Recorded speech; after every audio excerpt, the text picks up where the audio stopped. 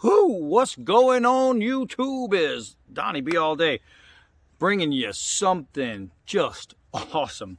So I did a little tour in Fall River, Massachusetts of the Lizzy Borden house, the axe murder house, where even though she was acquitted, it's widely thought, and I 100% believe it, that Lizzy Borden axe murdered her father and her stepmother. If you read the book, The Trial of Lizzy Borden, you are going to see so much information that's going to make you go, yeah, right, she was acquitted. It was some OJ acquittal type stuff. But here's the deal. I went out searching for this. Just ahead, the handle is something I did. It's my own project. But I went out searching for this axe head because this is the same model, size, everything. It's the same cut as the Lizzy Borden murder axe. So imagine this thing coming across your face and smashing in your skull. Now, her father fell asleep on a couch, and he was taking the first shot right in the eye socket.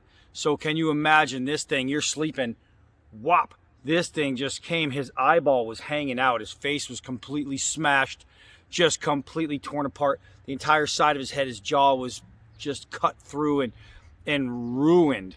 Now, the stepmother is the only one who actually saw the murderer, because the stepmother was in a guest bedroom getting some things done, and she was face to face with the axe swinger. And they know this because the very first shot hit her in the temple in the front at an angle like that.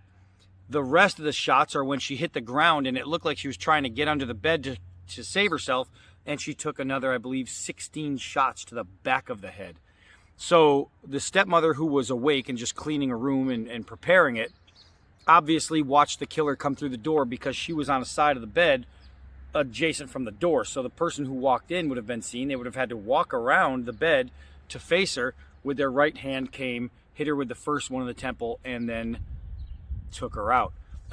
If you're with me on Facebook, I put up some photos of the Lizzy Borden murder house and showed you the skulls.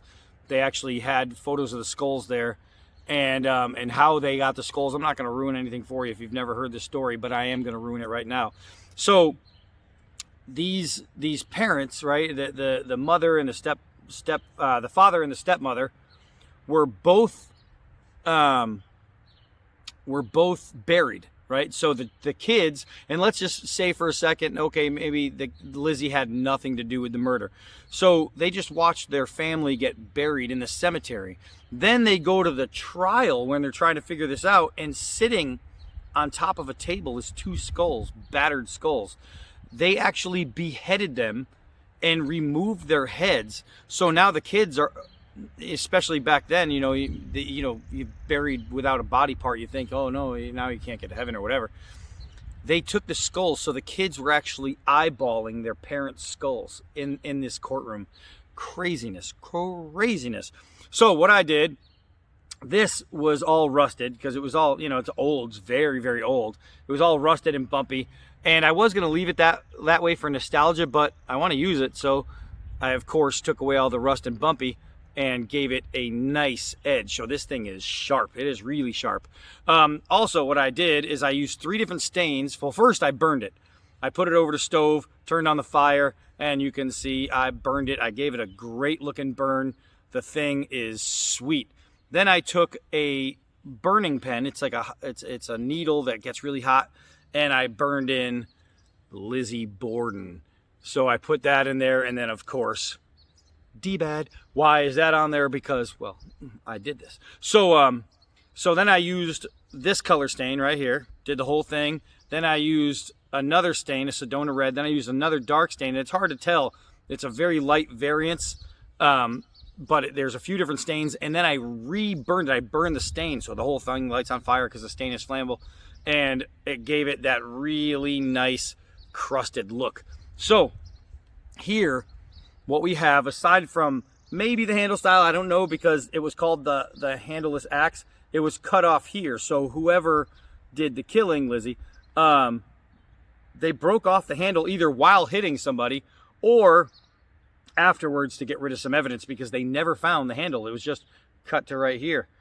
So somebody knew what they were doing, but this was recovered and then disappeared. There was a whole lot of crookedness going on there. But aside from it being saying Lizzy Borden and D-Bad and maybe a slight variance in handle, this is a replica and an aged actual same model. It's the same axe. So if like two of these were hanging in the department store, they bought one, this could have been the next one bought. And now I own it. But it's the same one. It's a replica of the actual Lizzy Borden axe murder axe. So this is really cool. What we want to find out is how much devastation, because I saw, but maybe you guys didn't, how much devastation this would do to a human's head. And while nobody volunteered any human heads for me to smash at, thanks guys, I'm just going to use wood. And we are going to see if we can recreate with a log just some of the devastating cuts that you would have gotten from something like this. So what we're going to do is we're just going to stand one up and hopefully it'll stay. And then if I can find a nice flat cut, I'm going to take a single swing. And obviously I'm not going to like bolt this thing down, anything like that.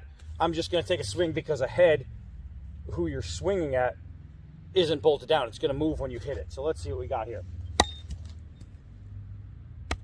Let me go check that. Oh, I can see the cut. I can see the cut. So now remember, the human has skin and bone. That first cut right there, look at that. If that is a head, think about what that's doing. All right? Just think about how devastating that would be. So let's take one more and we'll get like a good about that's what it would look like. Man, oh man. Yeah, that one's even more devastating. That one's even more devastating. I gave more of a murderous swing and you can see that. Now if that's the side of your head, that is opening. So now the thing is, they didn't stop at one swing. Once that person was on the ground or in the couch, they continued to smash and smash and smash. And they probably came down with an overhead swing. They weren't going cross like you're going to do it to try and cut wood open. But that was 4. We're going to go to 16. 5, 6, 7. I can't even get that one out. Can't even get that one out. 8, 9, 10, 11. Oh, man. Man. Here we go. Here we go. 12, 13, 14, 15, 16. Now, if that's a head, if that is a head, and I didn't hit it with Murderous Rage. If I hit it with Murderous Rage, it would have made that cut because I have so much Murderous Rage inside of me. But you see how easy it is to absolutely devastate with this axe. Now, the father was sleeping on the couch, so his head was already propped against a pillow, right? So we're just going to call it like that. Let's take that first swing and see what that looks like. Man. And that was right into the eye socket. That was right into the eye socket. So, let's see, what kind of eye socket damage would that have created? You see that? See how deep that goes? That's a guy just laying on a couch. That means that first shot hit him. He probably had no idea what was coming. He had no idea what he was getting hit with. He probably never woke up, right? Like that first shot hit him and he stayed asleep, basically. So let's see what kind of power we can get coming down on it. Look at that. Now that's me standing at like, because I'm pretty sure the murderer wasn't kneeling like I am. That was me standing and getting a full swing. Now, that's what the murderer would have been doing. that shot right there would have been the murder shot. Man, I'll tell you, read The Trial of Lizzy Borden. See what happened. If you can, get to Fall River, Massachusetts. Go to the Lizzy Borden house and take the tour. It is completely worth it. Whew, this thing's awesome. But not only can you take the tour, but you can stay overnight. And you can pick the room you want to stay in. So if you want to stay in the room, you can't stay in the room where the father died because that's like a living room. It's a community room, but you can go hang out there. But you can stay in Lizzy Borden's room. You can stay in her sister's room. You can stay in the room where the stepmother was murdered. You can stay in the parents' room. You can stay in the maid's room. And if you listen to some of the story, there's some crooked stuff going on with the maid too. And in the bedroom where the stepmother was found dead, as you go up the front stairs, when you get to the 7th stair, if you look over, you can see under the bed. And it was at that point where they saw the body, her body, laying down on the floor. Because they got to that 7th stair, they turned their heads, looked under the bed, and there she was, just bloody mess, her whole head torn up, unrecognizable. But an uncle was actually staying there, and his picture's on the wall, and she was setting up the room for him, but he was staying there, and it's widely believed that he was somehow part of this murder, and it could have been him and Lizzy tag teaming it. Maybe he took out her father because she didn't have the nut to, but it really seems, because she had a bunch of disdain for the stepmother, that she may have been the one to take her out. But man, the Lizzy Borden murder axe. How cool is that? How cool is that? Lizzy freaking Borden.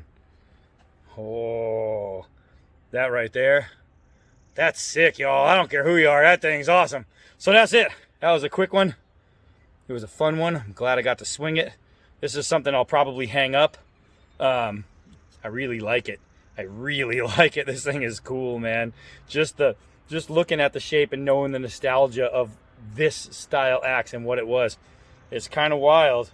And knowing that it was all finished up by the man, the myth, the legend, the guy who smells a little funky, Donnie B all day. It's cool. So I think I'm gonna have to hang the Lizzy Borden murder axe and make this a display piece. So very cool. I am Donnie B all day. Till next knife.